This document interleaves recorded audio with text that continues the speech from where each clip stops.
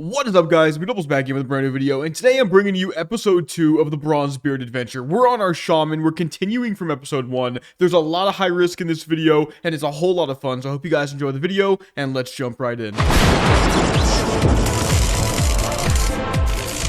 Okay guys, so we got quite a few levels from my last video so far. I'm starting at level 22, and we are honestly having a lot of fun. Bronzebeard is a super sick experience, but one thing that's really holding me back is the leveling. The leveling is awesome, but I level slow. So between everything else, I'm trying my best to get these videos out, but hey, we'll see how far we can get in this video. I want to do some dungeons, some PvP. I think most importantly though, I really want to explore the Mystic enchant system, start using some different enchants. In the last video, we tried Earthen Spike, we tried Glyph of Flame Tongue, but I used some other things actually. I think I was using Shamanistic Strikes. So anyway, with the Earthen Spike, we realized that we could play Tank Shaman. Tank Shaman is actually decently fun, but for me though, I'm more of a prop pally type of guy, so I think I still want to go DPS. There's a lot of different ways we can play. I think I went over some enchants that I did want to go for. We will try to go for a lot of those in this video. And yeah, I am halfway to level 23, and yeah, we're going to keep on leveling. We are actually on high risk mode, or we will be soon. Okay, so I actually found out how to do it now. You used to have to talk to an NPC, but you don't have to anymore. You just have a war mode button in your spell book. You click on it. It gives you 10% more experience, which I thought I already had on. But anyway, it also allows you to find new stuff in the overworld, so that's pretty cool. And like I said, I am a mercenary for hire. I've got a bunch of stuff I have to sell. I can click on this embossed mystic scroll. What do we get?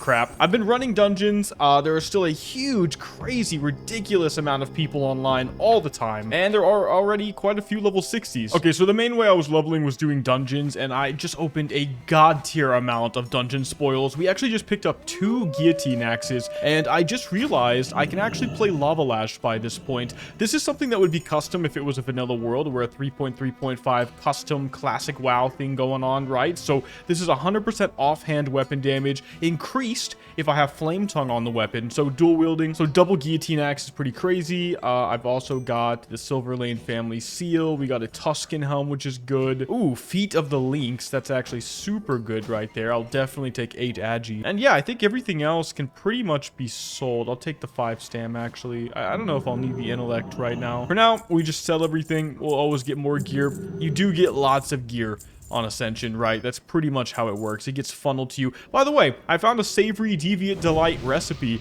I don't know if it's going to actually mean anything on this server, but normally it's not actually a bad find, so I'll take it. And I don't want to sell this just in case, because I do want to play 2H if we can get the enchant for it, but I do have a pretty decent Raxor's hammer from Dead Mines. Now, as for everything else, I'm kind of mid in terms of professions, for example. I've pretty much not done it, and I don't think I really will at this point, except for like cooking and maybe first aid still. I think because honestly it's so easy to buy your professions on this that it might just be a better use of my time to get like a book or something like that, or level them when I'm level 60 or 40 even and I have a mount. But resources and professions are pretty good on Bronzebeard. They made it to where the gear scales a little bit better, a lot better I would say, as you level, so definitely worth going for. Oh, and also I can turn in the Mancrick's wife quest. Gotta love it. We finally found Mancrick's wife after all this time. Okay, this person's actually selling Mystic Scroll Windlash, which would allow me to bypass being dual wield, which I don't want to be. I always prefer 2H. If you watched any of my old videos, you know I prefer 2H. I don't know why I said, can I buy it? And I didn't just ask him how much. Nope.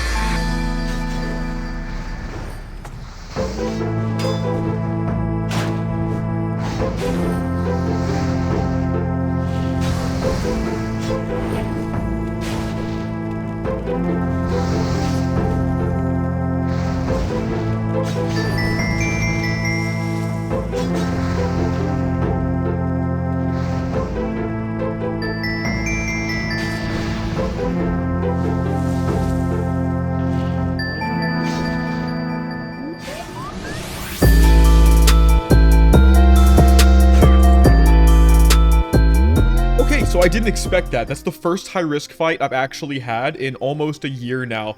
Some of you guys might remember that high-risk is my favorite thing ever made by Ascension. I think it's crazily innovative. It definitely fell to the wayside, but that's how I'm going to play. As you can see right now, I am a criminal. There's blood on my hands. For people who don't know, this means I can fight people on my own faction, and as you saw, when you kill anybody, you will get their loot, or some of their loot, right? So I actually just got Naga Battle Gloves, a massive upgrade over my Overseer's Grasping Gloves. Huge deal, dude. I'm going to Ashenvale right now with the goal of questing. I tried going to Hillsbrad. I was a bit too low. I was encountering too many people in their high 20s. I want to find people like I just saw in the low 20s, right? Something around my level range, because I do want to fight. So that is pretty hype, guys. I am super hype about that, but we're going to keep on questing and see what we can do.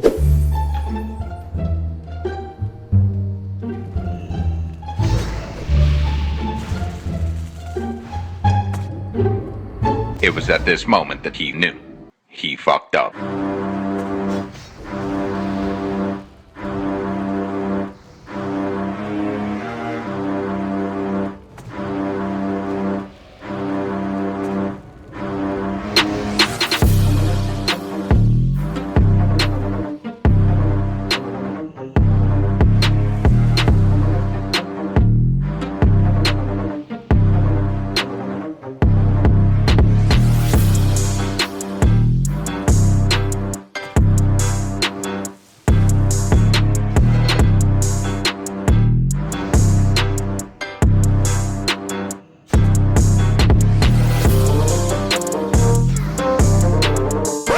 Some of you guys are memeing in the comments already. You're like, hey, he's already gone, right? Please don't let me die to a guard. I'm not gone. It takes so long to level on Bronzebeard. It's like Turtle WoW in the old days. And if you remember, those videos took a long while to make, even when I was fully dedicating every aspect of my life to YouTube. And I'm talking like 16-hour days, man. It still took forever to make, so it's a lot harder now. But if I'm honest with you, fights like that is what excites me about this game. I'm realizing now how unfathomably overpowered I am against mages. Like, 6-second wind shear? That is the most busted shit.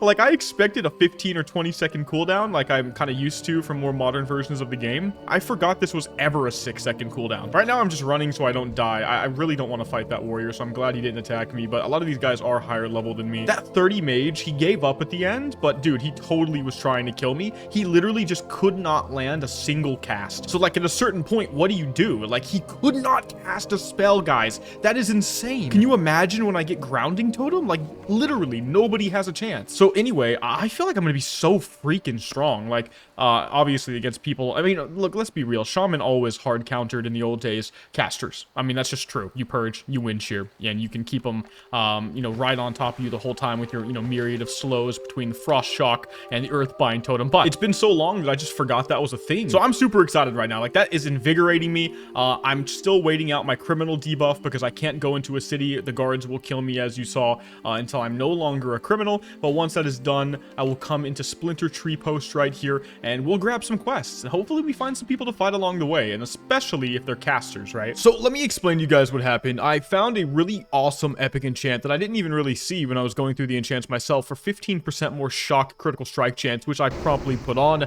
And then I encountered a priest. Now, I didn't really realize this at first, but this priest already has heirlooms, which I believe means they've already gotten to level 61 time, and of course the heirlooms make you better than me. But if I know one thing for sure, it's that Shaman, they hard counter casters, but they especially destroy priests, because I counter their fear with the tremor, I can purge their shield, and then I can just burst into them and they have literally no mobility. Here's the problem though, I panicked. I honestly felt out of practice. It's been a while. I forgot the tremor totem and I died, and I thought to myself, honestly, if the gear difference wasn't what it was, I probably still would have won, but I don't think I'm happy with that, so I went back for a round 2.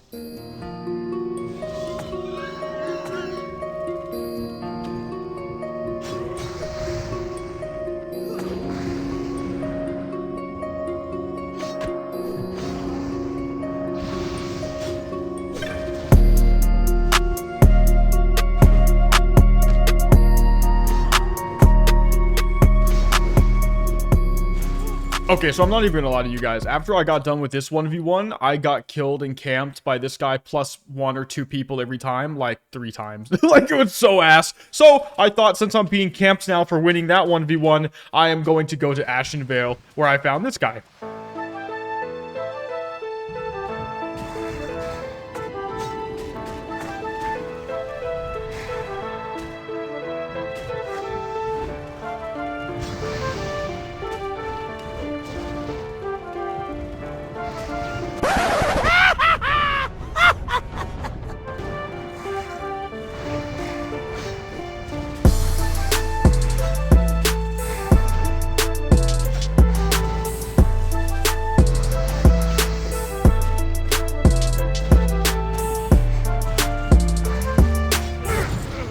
Okay, and this quest is gonna be, here we go, we'll take, well, this one's worth more. Boom, level 25. Right now I'm going obviously full enhancement. We've got the improved Ghost Wolf for the instant Ghost Wolf. We've got 5% crit. We're going to start going into, I think we'll go into Flurry now. We do have that 5% crit, so we can pretty much guarantee that we'll be getting Flurry more often for 10% attack speed. We've got the Lava Lash, obviously. That's how we're getting kills right now. Big power boost. Okay, so one of the things I really need right now, and I'm not trying to say anybody has to do this. This is just for me. I'm having a harder time playing right now on Bronzebeard without all the stuff I've earned over the years.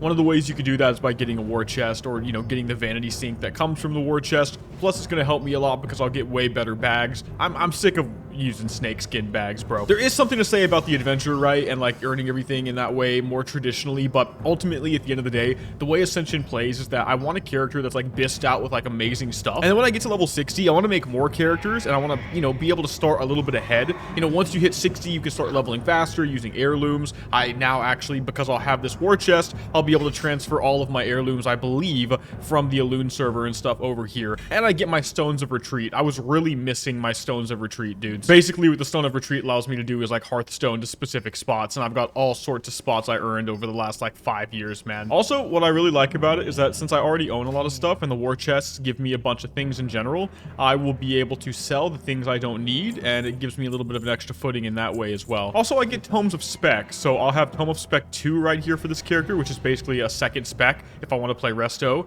and another one if I want to play Ellie, so I can play every single Shaman spec now on one character, and that's super cool. All of my stuff, thank God, dude. Man, I took way too long over the years getting all this stuff, and I just want to keep playing with it. I know this is going to sound crazy, guys, but I literally went ahead and I got this for myself specifically so I could use the Stone of Retreat Undercity, because I'm about to go to Hillsbred. We're going back level 25, and we'll be able to do some quests over there at a better level than I was last time I went at like 23 or 2 or something like that. So I'm feeling pretty hype about this. So I'm selling some stuff right now, getting my new bags ready, and I realized I actually found a Deviant Dreadfang while questing, and this actually sells for 44 gold. So of course I am going to undercut by 1G, and we'll call it a day. I know I could do it by silver, but hey, we're looking pretty good in terms of money. Like, I only have 1 gold right now, but once all of my auctions sell, I should have almost 100, and then I'll be able to sell even more stuff. So I'm going to bank some things I don't need. And yeah, like I said, we're going straight to Hillsbrad, but we're really looking super good, dude. I don't have good skills right now in terms of engineering and mining, but I'm going to buy a lot of these skills once I get higher level. We'll buy a bunch of ore, turn it into stuff for engineering, and we'll be really well off. So I actually got a super cool transmog from that chest. You get to pick one based on your class, and dudes, like, these shoulder pads are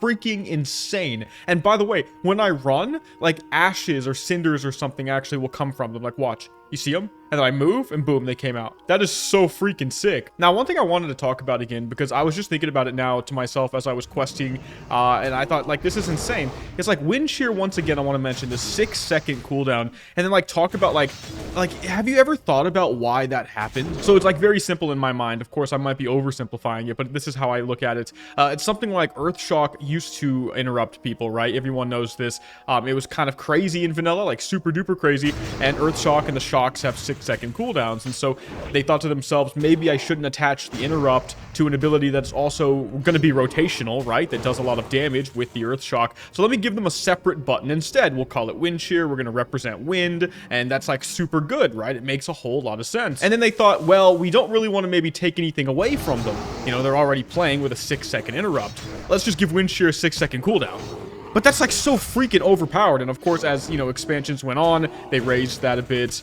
It went up and down and stuff like that. It's still always going to be known as like a short cooldown interrupt with a short interrupt time. But again, like 6 seconds is like not even close to balanceable. Like if this stuff was in Conquest of Azeroth, right? And I know the design's always changing over there right now.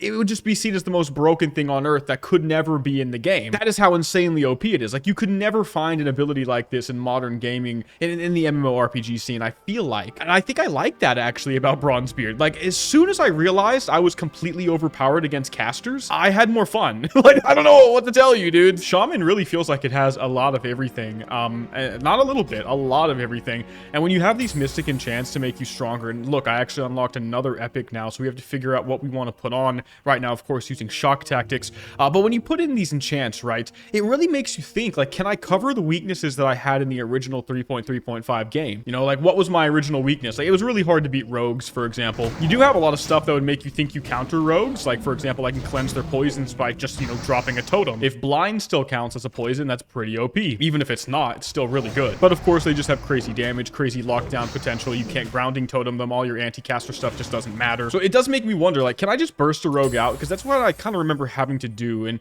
I really want to get Windlash. As soon as my money comes in, we're going to get Windlash, guys. Like, I want to go 2H. I'm going to get Wind Fury by level 30, obviously. And look at this right here. Strike your target twice, hitting each for 100% more weapon damage. Damage is increased by 25% if your weapon is enchanted with Wind Fury weapon. And of course, it requires a 2H. The last time I remember reading this, I felt like it had a caveat that was good for, you know, PvE and not good for PvP. I don't see it now, though. I'm not sure if it was removed. But anyway, this is pretty crazy. I'm seeing some really cool stuff in here. I'm going to go full Wind Fury build. I don't understand why I wouldn't. But yeah, it was just something I was thinking about. Like, I feel overpowered. I had a dream the other day that I should play Warrior, by the way. That might be our first alt, is actually going to be a Warrior. But it makes me wonder, like, are the other classes going to feel overpowered too in certain matchups? And, you know, if everyone's a little overpowered in a little bit of different ways, that's actually going to be a lot of different fun, right? If you know what I'm trying to say. So anyway, just some thoughts. We're still in high risk mode. We're still looking for people to kill. I have a bunch of quests to do here at the Hillsbrad field. So I think we'll see if we can find somebody to kill here. But I'm just going to, you know, casually do some more questing.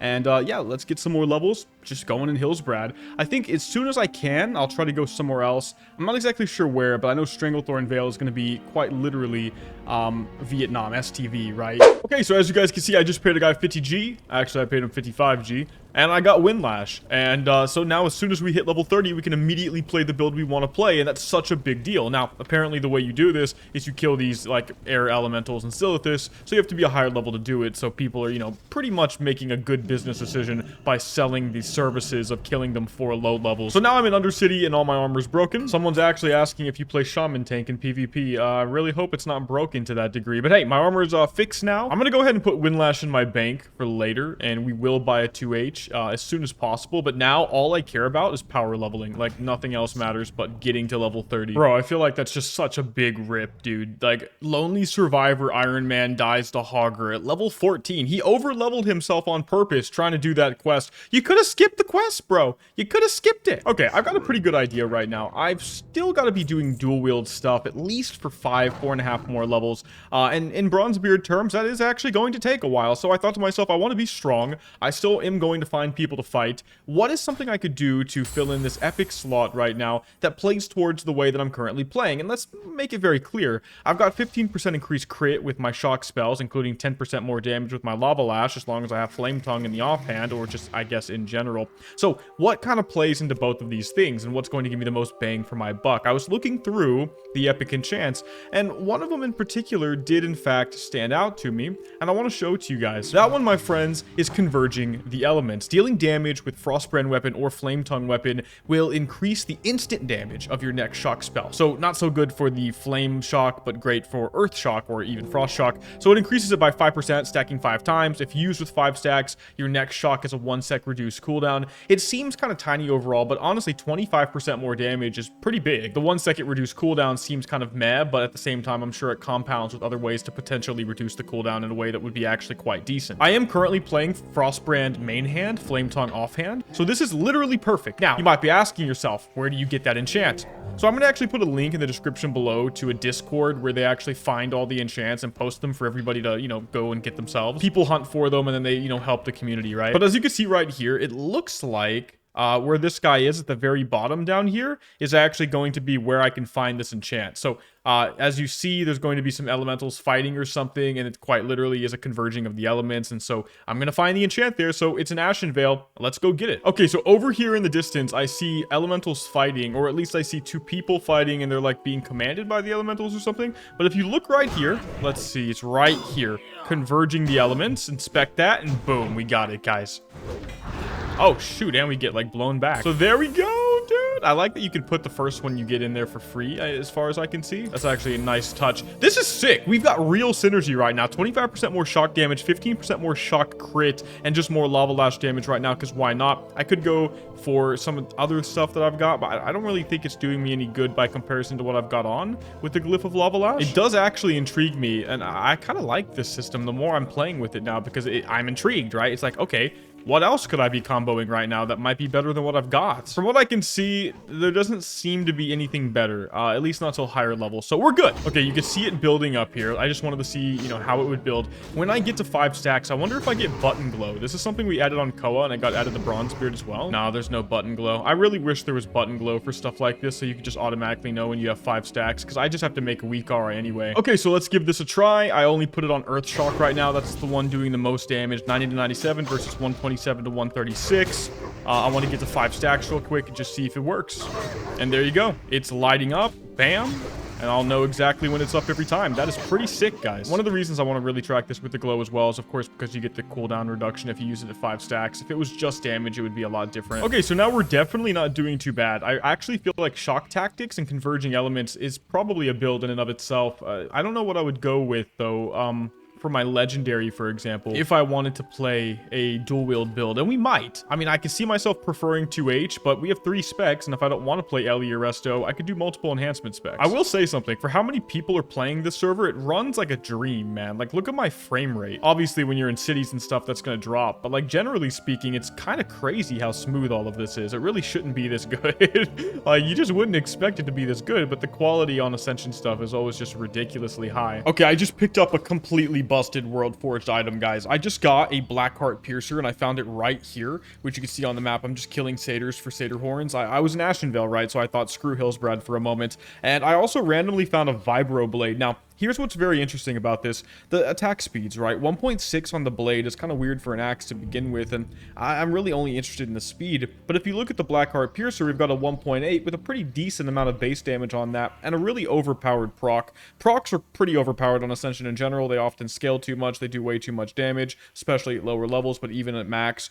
And 43 shadow damage at only level 27 is really just way too much for a proc. As a result, we're going to try to abuse it, because I think with way faster weapons, I'll get way more converging the elements procs. That's more shock damage overall, lower cooldowns as a result, and way more flame tongue and also frostbrand procs. It could just be the way to go to play dagger shaman right now until we get to level 30, and as a result axe as well because of the vibroblade. But you get the point. We're going for fast. This could be bad, but I am noticing that while I do get converging the elements procs, that my double guillotine axe with a 2.7 speed is not super consistent. Still worth it every time it procs, right? Still really, really good. As you see, boom, that's a 205, no crit. That's a lot for this level, man. So yeah, I do think that's the plan, but I need 26 for the Vibroblade, and I'm not going to use that until we get to 27 for the Blackheart Piercer. I wish I could get 2, but it looks like I can't loot it twice as far as I can see. I am going to finish the Satyrhorn quest, but then we're going back to Hillsbrad for sure. But yeah, the Water Shield is kind of OP. It has no mana cost right now, so I pretty much go infinite. I'm not a fan of infinite design most of the time. I think when a spell's sole purpose is giving you back mana, it's okay for it to have no mana cost.